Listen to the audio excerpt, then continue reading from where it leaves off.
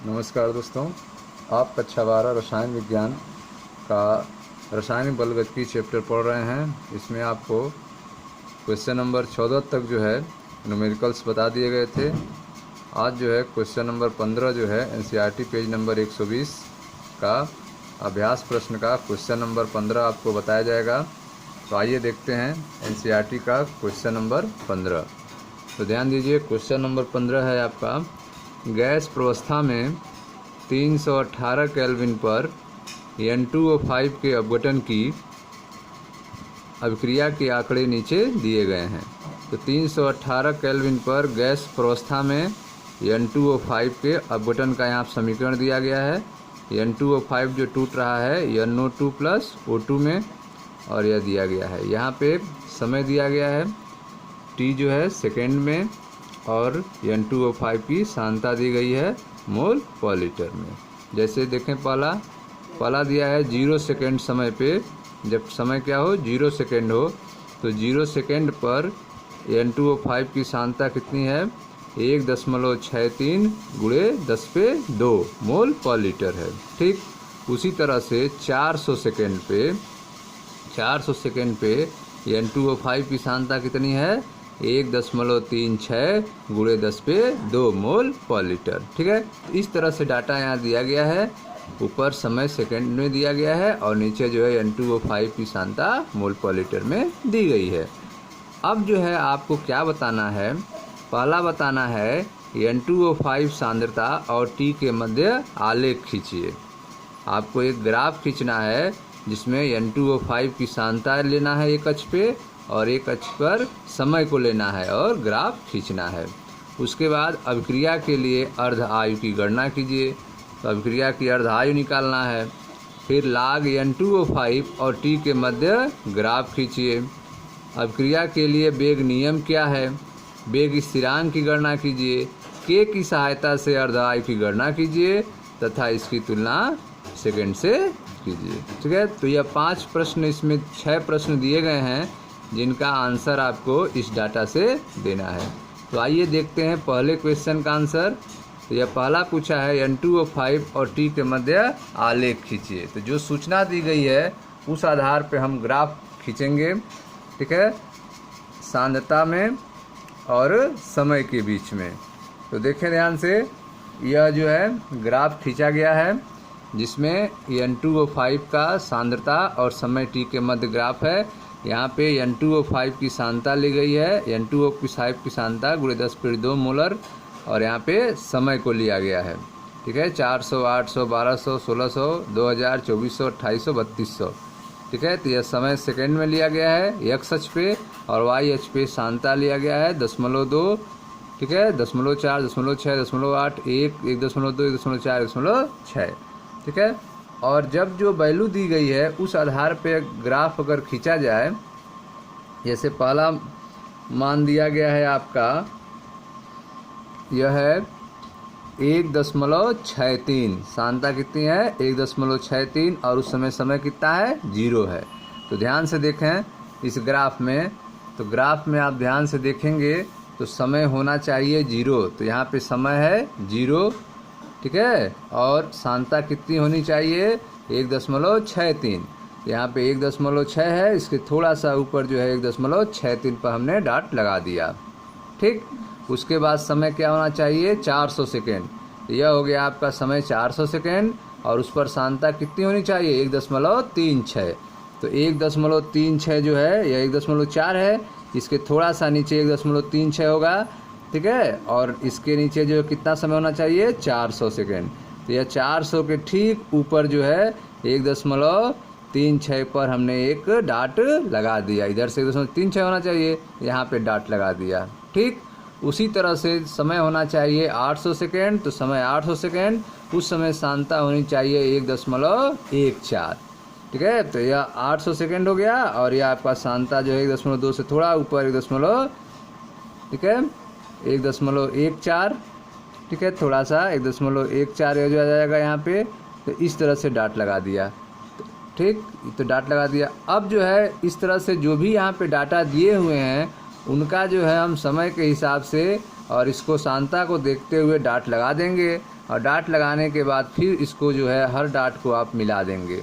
ठीक है, तो मिलाने के बाद इस तरह का जो है आपको ग्राफ मिलेगा। ठीक है, तो सांता N2O5 और समय के बीच में, ठीक है, आप जो है सांद्रता को वाई अक्ष पे और समय को एक्स अक्ष पे लेके आप जो है मान के हिसाब से डाट लगाएंगे ग्राफ में, और उसके बाद जो है एक लाइन से सबको डाट को मिला देंगे, तो इस तरह का ग्राफ आपको मिलेगा। तो यह था आपका क्वेश्चन नंबर 15 का पहला। अब देखें दूसरा, अभिक्रिया के लिए अर्ध आयु की गणना कीजिए। और अभिक्रिया के लिए आपको अर्ध आयु निकालना है। ठीक है, तो प्रारंभिक सांद्रता कितनी है? ठीक है, प्रारंभिक सांद्रता का आधा ही उसकी अर्धायु होती है। तो N2O5 की प्रारंभिक सांद्रता कितनी है? 1.63 गुणे 10 पीरियड 2, 1.63 गुणे 10 पीरियड 2। यह है आपकी N2O5 की प्रारंभिक सांद्रता। ठीक है, तो आइए देखते हैं। तो N2O5 की प्रारंभिक सांद्रता है 1.63 गुणे 10 पीरियड 2 मोलर। ठीक, प्रारंभिक सांद्रता का आधा, प्रारंभिक सांद्रता की आधा, तो 1.63 गुणे 10 पीरियड 2 बटा 2, 2 से भाग देंगे तो आ जाएगा 0.815 गुणे 10 पीरियड 2 मोलर। ठीक, अर्ध आयुकाल बराबर ग्राफ में ऊपर दी गई मात्रा के सापेक्ष समय, ग्राफ में ऊपर दी गई मात्रा के सापेक्ष समय। ठीक है, तो यह सापेक्ष समय कितना हो जाएगा? 0.815 पर 0.815 गुणे 10 पीरियड 2 सांद्रता पर कितना समय होगा? तो 0.815, ठीक है, इधर से सांद्रता देखेंगे 0.815 इस पर, और उस समय जो है आपका समय कितना होगा इस ग्राफ पे जो डाट लगाए हैं, तो आप देखेंगे लगभग जो है, ठीक है, यह 1400 सेकेंड पे आएगा। तो यह जो है लगभग क्या हो जाएगा? 1400 सेकेंड, अर्थात जो है अर्ध आयुकाल कितना होगा? 1400 सेकेंड के लगभग होगा। ठीक, तो इस तरह से आपने दूसरा क्वेश्चन देखा कि अर्ध आयुकाल जो है ग्राफ में ऊपर दी गई मात्रा के सापेक्ष समय, मात्रा कितनी थी? प्रारंभिक सांद्रता का आधा 0.815 गुणे 10 पीरियड 2 मोलर। तो 0.815 गुणे 10 पीरियड 2 मोलर पे आप जो है इसकी वैल्यू देखेंगे तो यह लगभग जो है 1400 सेकेंड के पास आएगा। तो यह अर्ध आयुकाल हो गया 1400 सेकेंड के लगभग।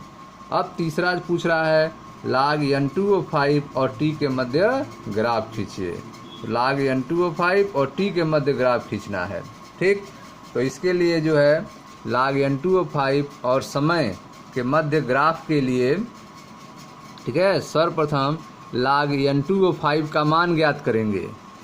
ठीक है, जब log N2O5 का मान ज्ञात करेंगे उसके बाद समय के सापेक्ष ग्राफ खींचेंगे। तो यहाँ देखें समय जो है वह 0 है, तो उस समय N2O5 की सांद्रता है 1.63 गुणे 10 पीरियड 2 मोलर। समय 400 सेकेंड है, तो N2O5 की सांद्रता है 1.36 गुणे 10 पीरियड 2 मोलर। तो इस तरह से यह डाटा दिया गया था आपके क्वेश्चन में। अब जो है इसका क्या निकालेंगे? लाग निकालेंगे। ठीक है, तो इस वैल्यू का जब आप लाग निकालेंगे तो लाग N2O5 0 समय के लिए सांद्रता 163 के लिए कितना आएगा? लाग में इसका मान आ जाएगा -1.79। ठीक है, उसी तरह से इस वैल्यू का आ जाएगा -1.87, इसका आ जाएगा -1.94। ठीक है, तो सबका जो है सांद्रता का लाग में मान निकाल लेंगे। ठीक है, तो यह लाग में मान 0.35 का हो जाएगा -2.46। ठीक है, 0.35 गुणे 10 पीरियड 2 मोलर का हो जाएगा -2.46। तो यह लाग में निकल गया वैल्यू। तो अब जो है ग्राफ में वाई अक्ष पे लाग के वैल्यू जो आप सांद्रता निकालना है N2O5 का वो ले लेंगे। ठीक है, तो वाई अक्ष पे लाग N2O5 जो सांद्रता का टेबल है जो निकला है उसकी वैल्यू को आपने रख दिया। ठीक, और इधर जो है एक्स अक्ष पे समय को रख दिया। ठीक, अब जो है डाट लगा लेंगे। ठीक है, डाट लगाने के बाद जो है ऐसे सभी डाट को एक लाइन से मिला देंगे तो इस तरह का ग्राफ आपको मिलेगा। ठीक है, 400 जो है 0 पर 0 समय पर सांता कितनी होनी चाहिए, -1.79 होनी चाहिए। तो समय 0 है तो उस समय सांता -1.79 होनी चाहिए। तो -1.79 इसके थोड़ा सा 1.80 के थोड़ा सा नीचे होगा, तो यहाँ डॉट लगा दिए। 400 सेकेंड पे होना चाहिए, -1.87 होना चाहिए। ठीक, तो 400 सेकेंड पे या 400 सेकेंड पे है, इस पर होना चाहिए -1.87, तो वहाँ पे इसका डॉट लगा दिए। उसी तरह से जो है यह 800 सेकेंड पे कितना होना चाहिए, -1.94 होना चाहिए। तो 800 सेकेंड पे माइनस, ठीक है, 1.94, तो 1.9 है, उसके थोड़ा सा नीचे 1.94 होगा। तो इस तरह से हर जो है समय के सापेक्ष जो है या जो log N2O5 की सांता है उस पर डॉट लगा लेंगे और सभी डॉट को एक सीधी लाइन से मिला देंगे। तो इस तरह का ग्राफ मिलेगा। यह ग्राफ जो है एक सीधी लाइन है, जिससे यह स्पष्ट हो रहा है कि यह कौन सी अभिक्रिया की कोटि होगी, प्रथम कोटि की अभिक्रिया की कोटि होगी। ठीक है, तो आप देख रहे हैं कि चूंकि log N2O5 और समय के बीच ग्राफ कैसे मिल रही है, एक सीधी रेखा मिल रही है, अतः अभिक्रिया प्रथम कोटि की है। ठीक है, तो log N2O5 और समय के बीच ग्राफ एक सीधी रेखा है, अतः अभिक्रिया कौन सी होगी, प्रथम कोटि की होगी। अतः वेग नियम से वेग बराबर के सांद्रता N2O5। ठीक है, वेग बराबर के सांद्रता N2O5। तो यह आपका क्वेश्चन नंबर 4 पूछा गया था, अभिक्रिया के लिए वेग नियम क्या है। ठीक है, तो पहले आपने ग्राफ बनाया और फिर अभिक्रिया के लिए वेग नियम क्या है, तो उसके लिए आपने लिखा कि चूंकि log N2O5 और समय के बीच ग्राफ सीधी रेखा है, अतः अभिक्रिया प्रथम कोटि की है, अतः वेग नियम वेग बराबर के कंसंट्रेशन ऑफ N2O5। अब इसमें क्वेश्चन नंबर 5 पूछ रहा है वेग स्थिरांक की गणना कीजिए। आपको वेग स्थिरांक निकालना है। ठीक है, तो वेग स्थिरांक की गणना कैसे निकालेंगे, वेग स्थिरांक की गणना कैसे निकालेंगे, ध्यान दीजिए। रेखा का ढाल बराबर -k/2.303, रेखा का ढाल बराबर -k/2.303, ये आप जानते हैं, बताया गया आपको। चलिए, तो रेखा का ढाल निकालें, तो बराबर -k का मान -2.46 और -1.79। ठीक है, तो रेखा का ढाल निकालेंगे। ठीक है, तो वैल्यू जो है देखेंगे यहाँ पे -2.46, यह हो गया आपका एक वैल्यू, और यहाँ पे है -1.79। ठीक है, तो -2.46 और -1.79, तो यह जो है रेखा का क्या होगा, ढाल होगा। तो इसी वैल्यू को यहाँ पे रखेंगे। ठीक, तो रेखा का ढाल में मान रख दें -2.46 और -1.79, यह आपको ग्राफ से मिल गया। आप बटे, ठीक है, यह हो गया 3200 - 0। ठीक है, यह आप समय जो है आपका, ठीक है, 0 समय और क्या था, 3200 था, तो यह हो गया आपका 0 समय और 3200। तो यह आपका 0 समय था और यह 3200 था। ठीक है, तो 3200 - 0 हो गया और यह हो गया -2.46 -2.46 और -1.79। ठीक है, तो यह वैल्यू रखेंगे यहाँ पे। तो उस तरह से यहाँ पे वैल्यू रख दिए। रेखा का ढाल बराबर -2.46 -1.79 बटे 3200 - 0।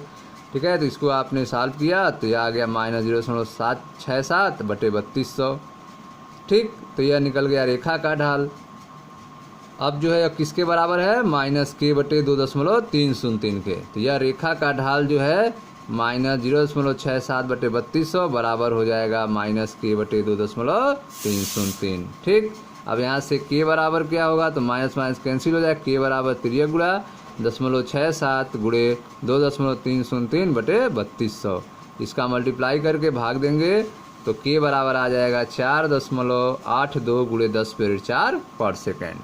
k बराबर 4.82 गुणे 10⁻⁴ पर सेकेंड। तो यह हो गया आपका क्वेश्चन नंबर 5। ठीक है, 15वां का 5वां। अब इसमें 6वां भी एक पूछ रहा है, k की सहायता से अर्ध आयु की गणना कीजिए। k की सहायता से k का मान निकल चुका है।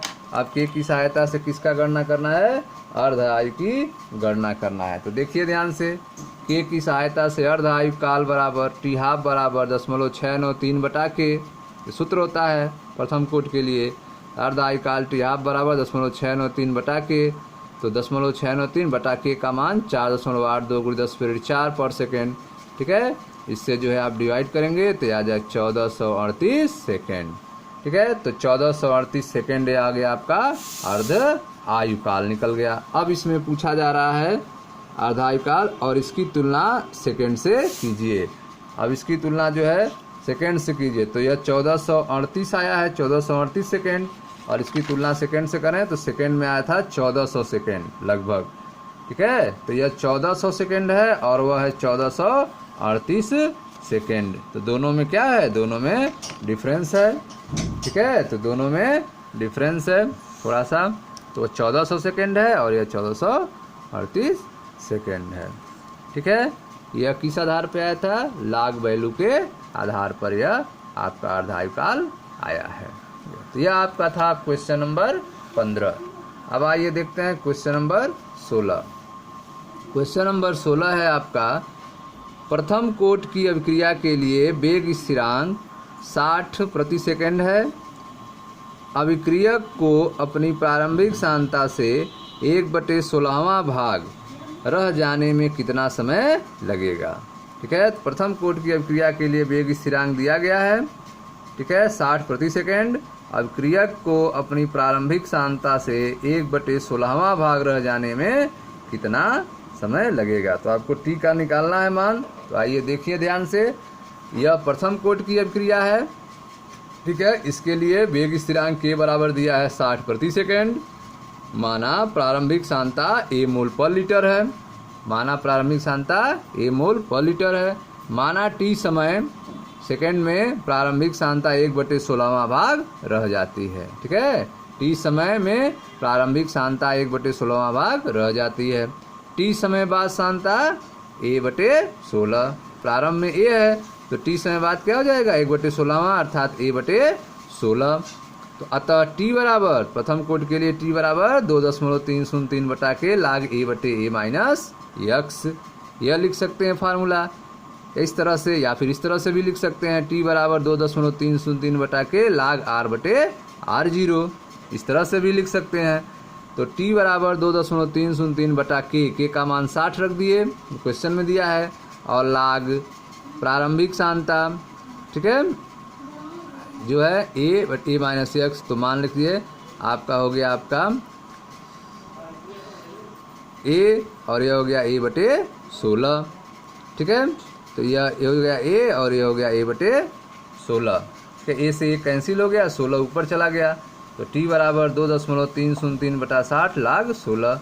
log 16 को आप सॉल्व करें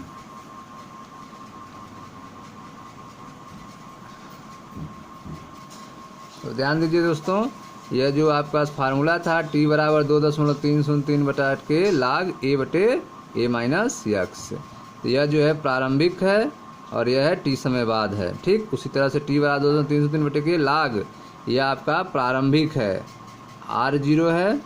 ठीक है, प्रारंभिक सांद्रता अभिकारक का R0, और यह है टी समय बाद सांद्रता R। टी समय बाद सांद्रता कितनी है, R है। ठीक है, टी समय बाद सांद्रता R हो गई। अब इसमें आपको वैल्यू रखना था। ठीक, तो इसमें आप बने वैल्यू रखेंगे तो यह प्रारंभिक सांद्रता R0 का मान A हो गया और टी समय बाद जो है R का मान A/16।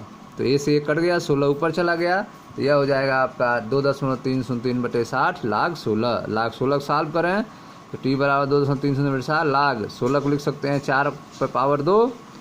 ठीक है, तो फिर जो है इसको फिर से सॉल्व करो। अब इसको log 4 पावर 2 को, तो इसको लिख सकते हैं 2 log 4। ठीक है, log x पावर n बार n log x से 2 log 4 हो गया।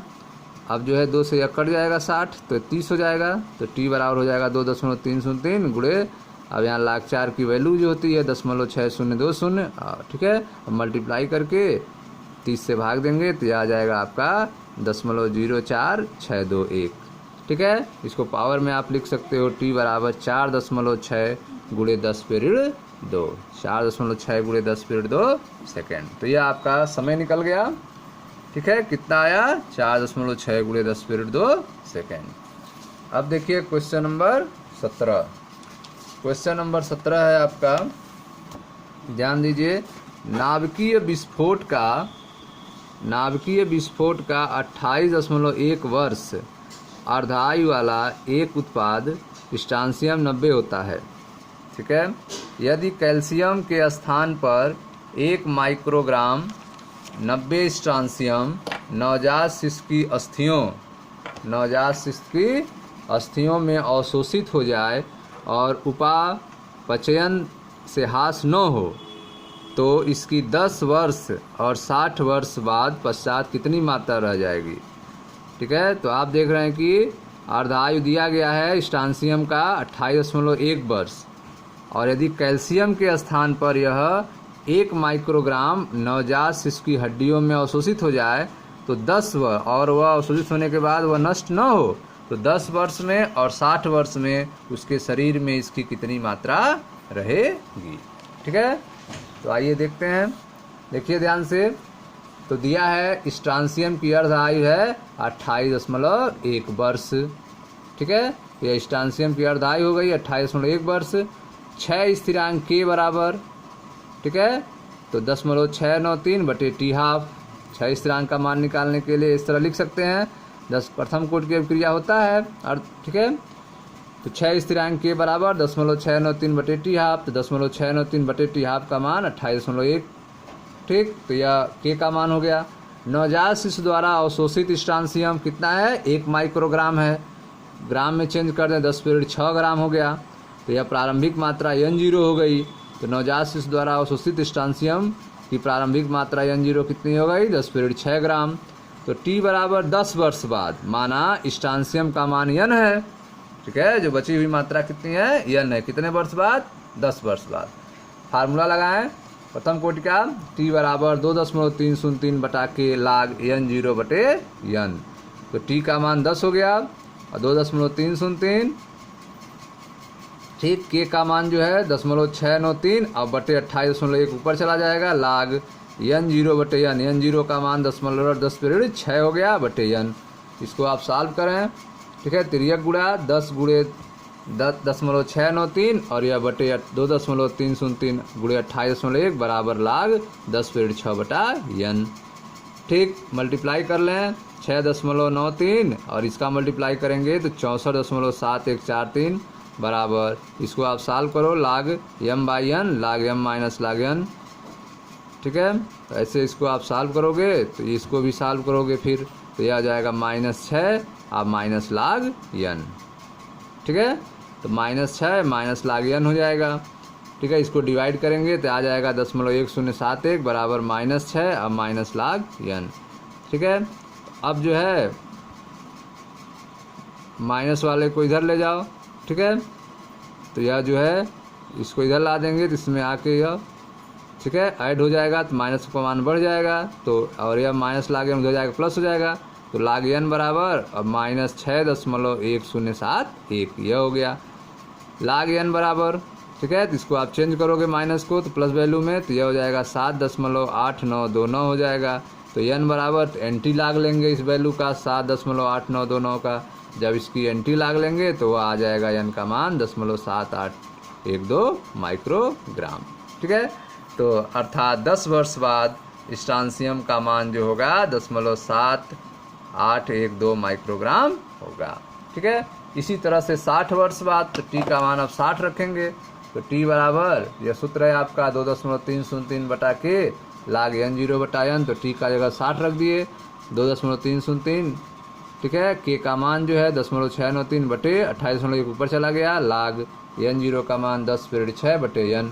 ठीक है। फिर इसको आप सॉल्व करेंगे, फिर यह गुणा करेंगे, इसको नीचे आ जाएंगे, यह हो गया। फिर इससे मल्टीप्लाई कर देंगे आप इन दोनों का, तो यह हो गया, इसका मल्टीप्लाई किए, यह हो गया लाग 10/6 बटा N। ठीक है। फिर सॉल्व करेंगे तो इसको डिवाइड करेंगे तो आ जाएगा 0.6425 और इसको आप सॉल्व करोगे तो हो जाएगा -6 माइनस लाग n। ठीक। फिर आ जाएगा लाग n बराबर 7.3575। फिर NT लाग आप लोगे, तो NT लाग आप लोगे तो यह हो जाएगा आपका n बराबर NT लाग 7.3575 का NT लाग आता है आपका 0.227 माइक्रोग्राम। तो यह हो गया आपका 60 वर्ष बाद स्ट्रांसियम का मान कितना होगा, 0.227 माइक्रोग्राम रह जाएगा। ठीक है। तो इस तरह से आपने देखा कि 10 वर्ष बाद जो है स्ट्रांसियम कितना रह जाएगा, 0.7812 माइक्रोग्राम रह जाएगा, और 60 वर्ष बाद स्ट्रांसियम कितना रह जाएगा, 0.227 माइक्रोग्राम रह जाएगा। ठीक है, अब देखते हैं क्वेश्चन नंबर 18।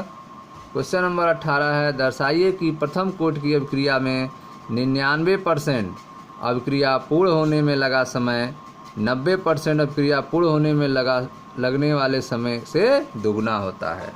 ठीक है, तो इसमें आपको प्रूव करना है कि प्रथम कोट की अभिक्रिया में 99% अभिक्रिया पूर्ण होने में जो समय लगता है वह 90% अभिक्रिया पूर्ण होने में लगने वाले समय का दुगुना होता है।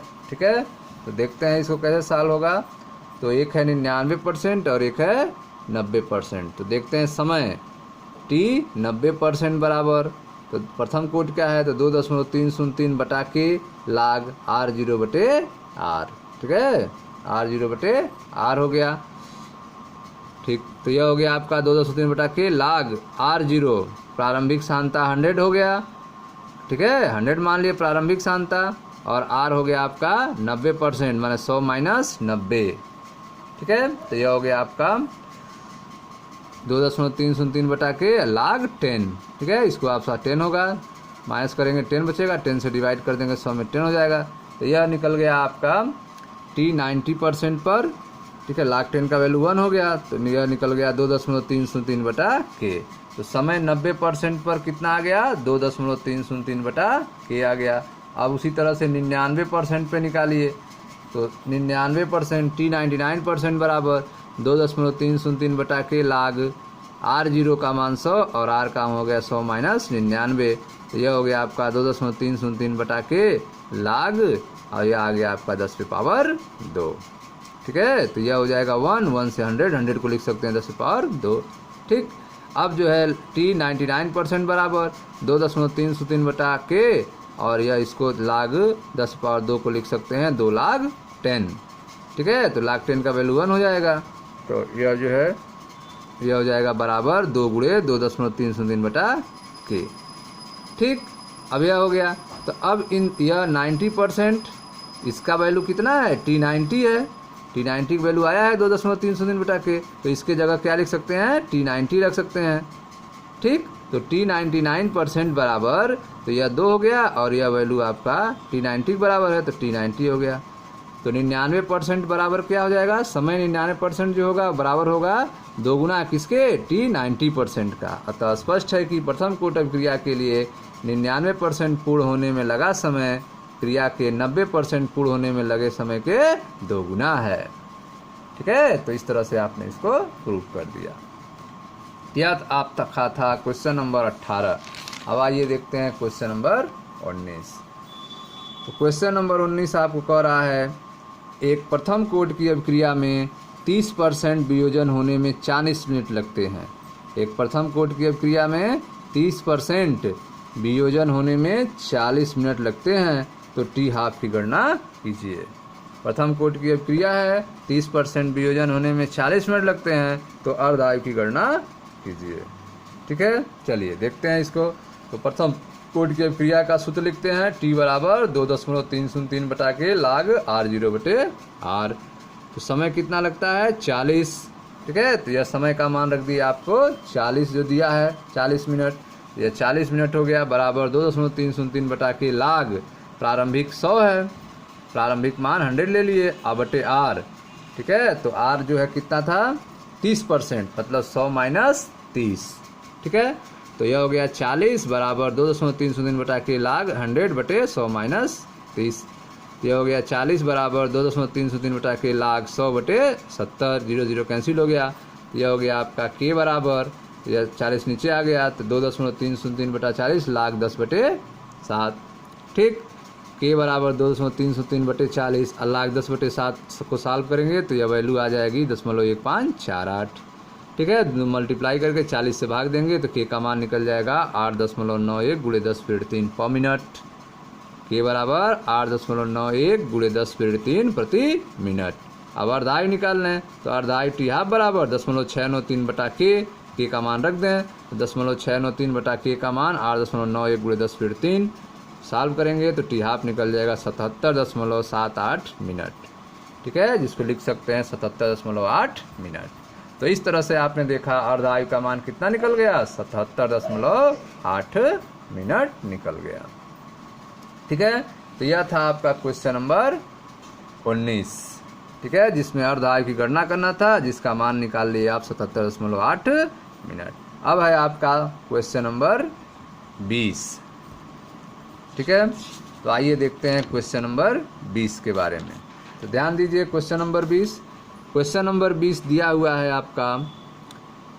ठीक है, चलिए इसको अगले वीडियो में देखा जाएगा क्वेश्चन नंबर 20 से, तब तक यहाँ पर रहने दिया जाए।